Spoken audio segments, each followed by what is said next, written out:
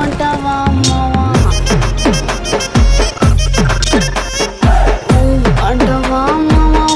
అంటావా మావా తెల్లగుంటే ఒకడు తల్ల కిందులవుతాడు నల్లగుంటే ఒకడు అల్లారల్లరి చేస్తాడు తెలుపు నలుపు కాదు మీకు రంగుతో పని ఏముంది సందు దొరికిందంటే చాలు మీ మగ బుద్ధే వంకర బుద్ధి